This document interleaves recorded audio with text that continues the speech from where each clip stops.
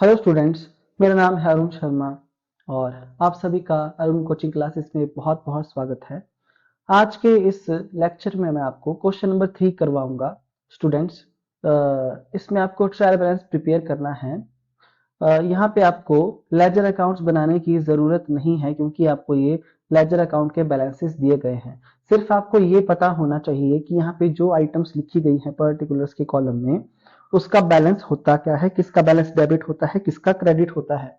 So students, इससे पहले कि मैं इस क्वेश्चन को शुरू करवाऊं, मैं आपको एक बात बताना चाहता हूं कि इस क्वेश्चन को करने से पहले आपको जो थ्री अकाउंटिंग के जो रूल्स हैं, रियल अकाउंट, नॉमिनल अकाउंट और पर्सनल अकाउंट, इनके रूल्स आपको पता होने चाहिए। पर्सनल अकाउंट का रूल है debit the receiver, credit the giver, और नॉमिनल अकाउंट का रूल है debit all expenses and losses, credit all income and gains, और रियल अकाउंट का रूल है, रियल अकाउंट का, debit what comes in, credit what goes out. तो आपको ये रूल जो है पता होने ज़रूरी है और इसी के साथ में आपको जो आपकी मॉडर्न अप्रोच है अकाउंटिंग की, उसमें अकाउंटिंग को अकाउंट्स को उसमें 5 पार्ट्स में डिवाइड किया गया है। सो स्टूडेंट्स, ये बिल्कुल बेसिक बिल्कुल बेसिक वाली बातें मैं आपको बता रहा हूँ, तो ये सारी बातें आपको पहले पता होनी चाहिए, उसके बाद ही आप इस क्वेश्चन को कर पाएंगे। जैसे कि कैपिटल है, तो आपको पता है कैपिटल का जो बैलेंस है वो क्रेडिट बैलेंस होता है। सो इसलिए मैं यहाँ पे कैपिटल अकाउंट लिखूंगा पार्टिकुलर्स के कॉलम में, और अमाउंट लिखूंगा क्रेडिट कॉलम में। जो इसका अमाउंट है, इसका अमाउंट है ₹60,000। उसके बाद नेक्स्ट ओपनिंग स्टॉक में यहाँ पे लिखूंगा,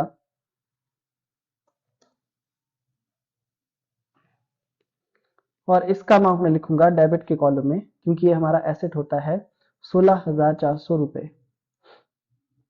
उसके बाद नेक्स्ट सेल्स अकाउंट है, सेल्स का क्रेडिट बैलेंस होता है, तो मैं सेल्स लिखूंगा पर्टिकुलर्स के कॉलम में, और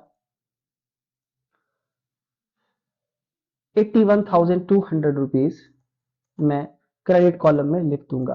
नेक्स्ट है गैस एंड वाटर। तो गैस एंड वाटर जो है, अ, ये हमारा डायरेक्ट एक्सपेंस है और एक्सपेंस का बैलेंस डेबिट होता है, तो डेबिट कॉलम में लिखेंगे 840, 840। उसके बाद नेक्स्ट आप देख सकते हैं बिल्डिंग हमारी एसेट है, 20,000 रुपए इसका अमाउंट है, तो मैं यहाँ पे लिखूंगा बिल्डिंग,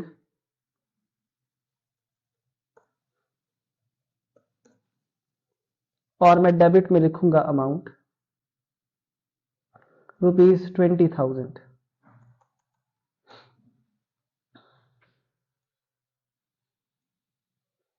नेक्स्ट वेजेस, यहाँ पे अमाउंट है 18,490 रुपए, तो ये वेजेस मेरा डायरेक्ट एक्सपेंस होता है, वेजेस। तो एक्सपेंस का जो बैलेंस है वो डेबिट होता है बैलेंस। सो 18,490 रुपए वेजेस मैंने यहाँ पे लिख दिया है। नेक्स्ट है डेटर्स। डेटर्स का अमाउंट है 35,800 रुपीज, तो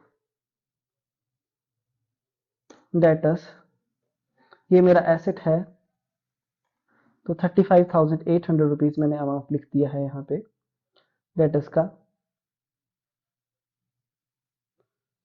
नेक्स्ट है कमीशन। देखिए स्टूडेंट्स, यहाँ पे आपके पास ये कमीशन लिखा गया है, सो यहाँ पे कमीशन रिसीव्ड नहीं लिखा गया है, ना कमीशन पेड लिखा गया है। अगर आप ध्यान से देखिए तो मैं इसको स्टूडेंट्स कमीशन पेड मानूंगा जब तक कि इसके साथ रिसीव्ड वर्ड का यूज ना हुआ है। जब तक क्वेश्चन में रिसीव्ड वर्ड का यूज नहीं किया गया है, आप इसको इनकम नहीं मानेंगे, आप इसको कमीशन पेड मानेंगे। 1,470 रुपए। तो कमीशन, इसका मैं डेबिट बैलेंस जो है, यहाँ पे मैं DR लिख रहा हूं आपकी समझ के लिए, 1470, ये जो है मेरा एक्सपेंस माना जाएगा इसके साथ जब तक रिसीव्ड वर्ड ना लिखा गया हो मैं इसको इनकम नहीं मानूंगा, और एक्सपेंस का बैलेंस डेबिट होता है इसलिए मैंने इसको डेबिट में लिखा है। नेक्स्ट मैंने मशीनरी यहाँ पे लिख दिया स्टूडेंट्स, और मशीनरी एसेट होती है, एसेट का बैलेंस डेबिट होता है। सो 10,270 रुपए मैं यहाँ पे डेबिट में लिख दूंगा। नेक्स्ट है carriage,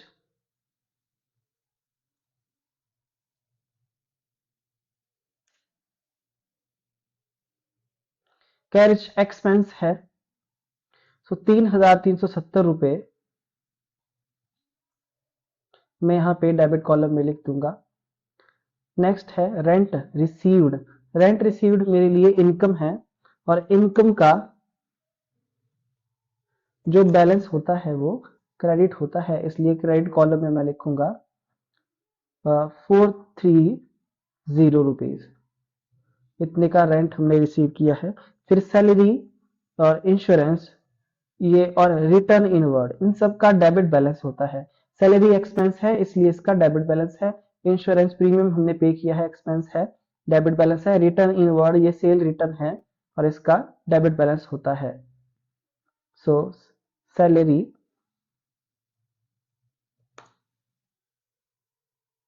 insurance and returns inward,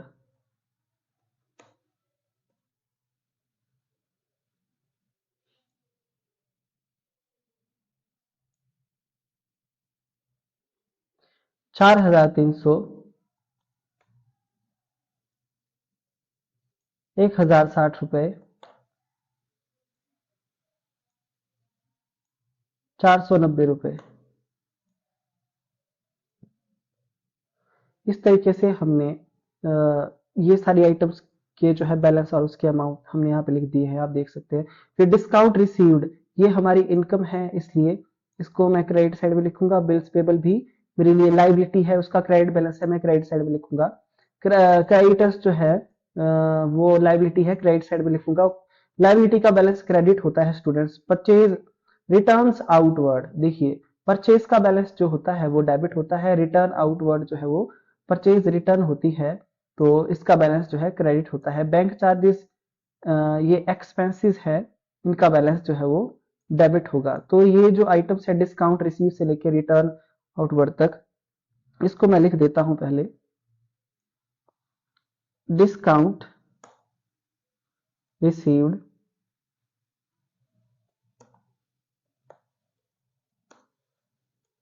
next है बिल्स पेबल,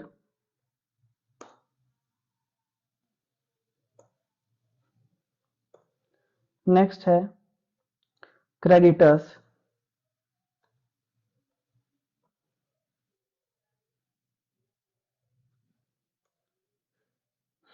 उसके बाद नेक्स्ट है रिटर्न्स आउटवर्ड।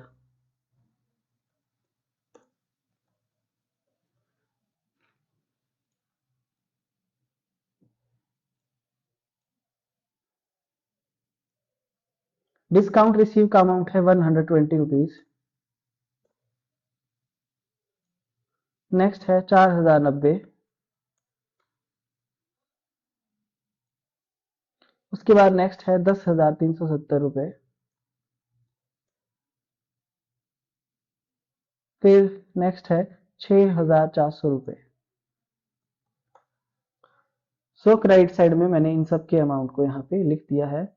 उसके बाद नेक्स्ट है bank charges, drawings, trade expenses, cash, bank balance, purchases, rent and rates, furniture, bills receiver और goodwill. Students bank charges expense है इसलिए इसका बैलेंस डेबिट है, ड्राइंग्स का बैलेंस डेबिट होता है, और ट्रेड एक्सपेंसेस एक्सपेंस है इसका बैलेंस भी डेबिट है। कैश का एसेट है तो ये डेबिट बैलेंस होता है। बैंक जो है एसेट है, डेबिट बैलेंस है इसका। परचेज का भी डेबिट बैलेंस होता है।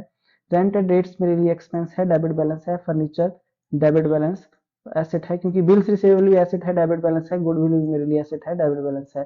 सो इस तरीके से जिस तरीके से मुझे पता है कि किसका कौन सा बैलेंस है, उस तरीके से आपको भी पता होना चाहिए, और ये प्रैक्टिस से ही आएगा। सो मैं आपको ये क्वेश्चन बहुत ही आराम से करवा रहा हूं ताकि आपको एक एक बात जो है वो समझ में आ जाए। नेक्स्ट मैं यहाँ पे लिखूंगा bank charges,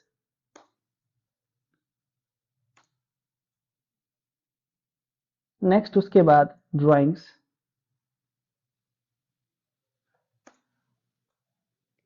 next trade expenses,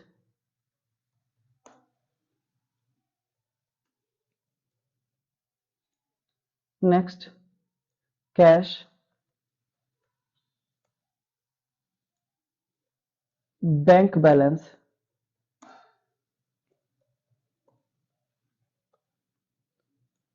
next purchases,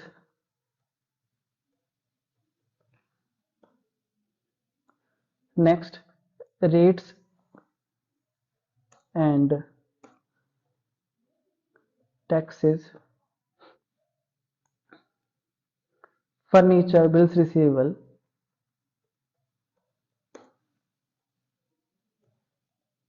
short form जो है B/R लिखते हैं इसको।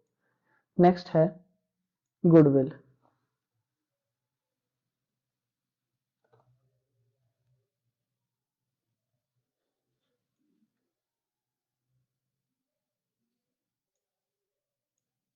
सो इस तरीके से मैंने सारे जो है यहाँ पे नाम लिख दिए हैं। अब मुझे इनके जो है वो सिर्फ अमाउंट भरने हैं।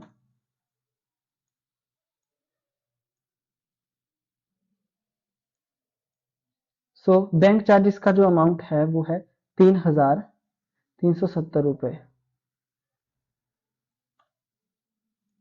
नेक्स्ट उसके बाद ड्राइंग्स का अमाउंट है 2,480। नेक्स्ट उसके बाद ट्रेड एक्सपेंस का अमाउंट है 990।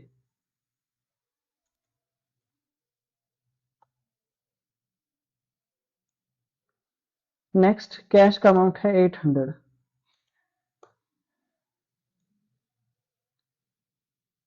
नेक्स्ट बैंक बैलेंस का अमाउंट है 5260। परचेजेस का अमाउंट है 32160। रेंट एंड रेट्स का अमाउंट है 840 रुपीज। फर्नीचर का अमाउंट है 1250 रुपए। बिल्स रिसीवेबल का अमाउंट है 1470। गुडविल का अमाउंट है 1500 रुपए।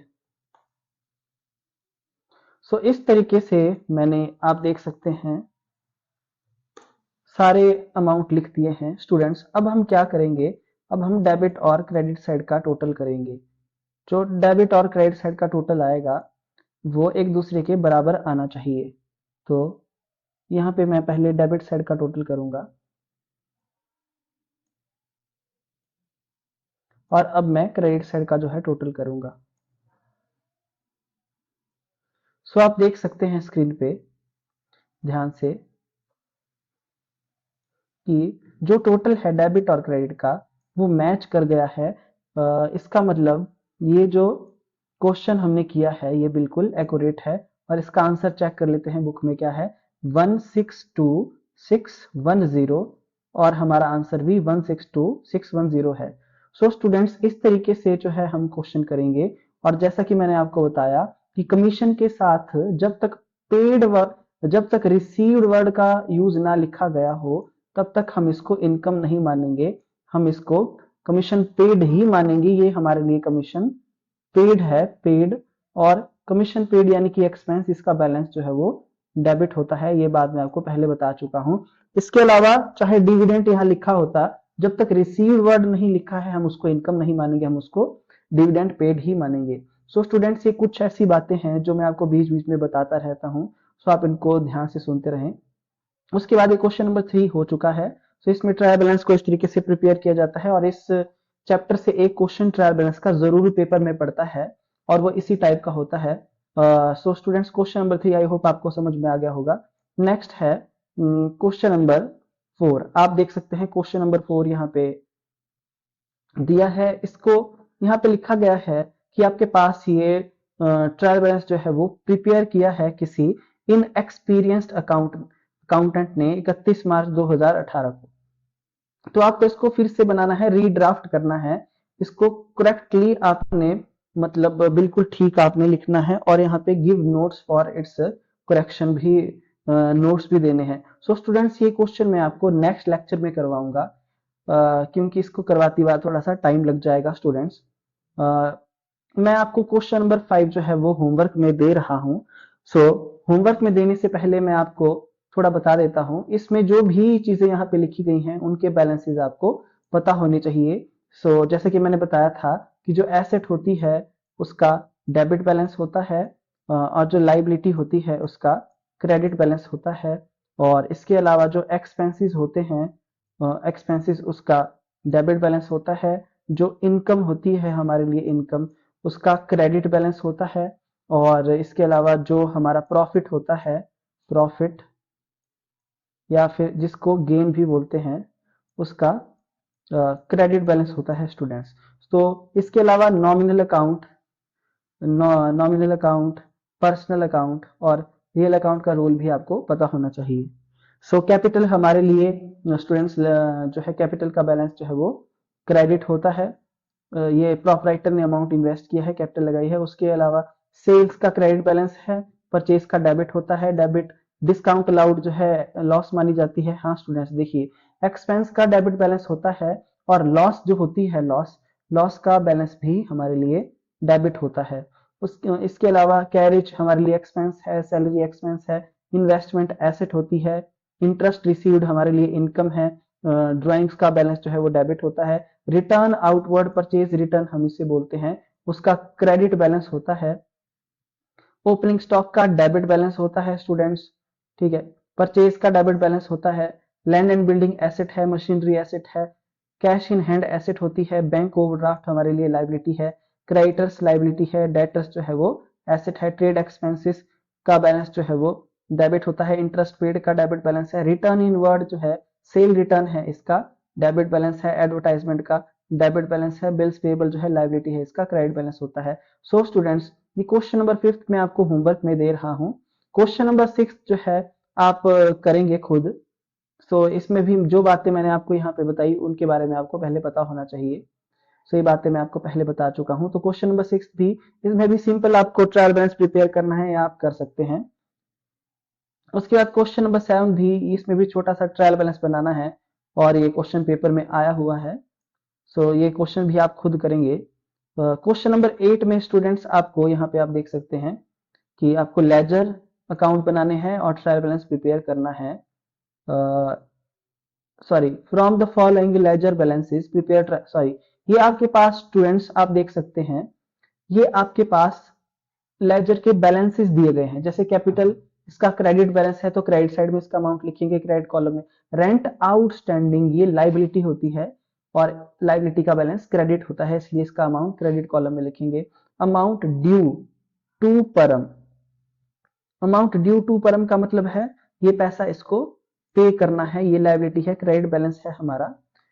उसके बाद कैश एसेट होती है, डेबिट बैलेंस है, गुडविल एसेट है, डेबिट बैलेंस है, इंटरेस्ट रिसीव का क्रेडिट बैलेंस होता है, डिस्काउंट रिसीव का क्रेडिट बैलेंस होता है। अमाउंट ड्यू फ्रॉम दीपन, देखिए जो दीपन है उससे हमको पैसा लेना है, ये हमारा डेटर है, और एसेट होती है डेटर, इसका डेबिट बैलेंस है। सो मैंने आपको बैलेंसेस बता दिए हैं। आपको ये क्वेश्चन खुद करना है, क्वेश्चन नंबर 8 फॉर्मेट बनाना है आपको ट्रायल बैलेंस का, और डायरेक्ट ही क्वेश्चन करना है। ये जो है बैलेंसेस दिए गए हैं आपके पास, ये बैलेंस दिए हैं, आपको बस ट्रायल बैलेंस बनाना है। नेक्स्ट है क्वेश्चन नंबर 9। क्वेश्चन नंबर 9 आप देख सकते हैं, इस क्वेश्चन में आपको जर्नल एंट्री पास करनी है, आपको लेजर अकाउंट बनाने हैं और ट्रायल बैलेंस को प्रिपेयर करना है 31 मार्च 2018 को। तो ऐसा क्वेश्चन मैं आपको करवा चुका हूं, ये बहुत लेंथी क्वेश्चन होता है स्टूडेंट्स, इसको आप खुद करेंगे। कहीं आपको कोई प्रॉब्लम आएगी तो आप जो है मेरे से कांटेक्ट कर सकते हैं। इसके अलावा स्टूडेंट्स जो है यहाँ पे आपको सस्पेंस अकाउंट से रिलेटेड क्वेश्चन है, जो मैं आपको आने वाली वीडियोस में सिखाऊंगा। तब तक के लिए थैंक यू सो मच।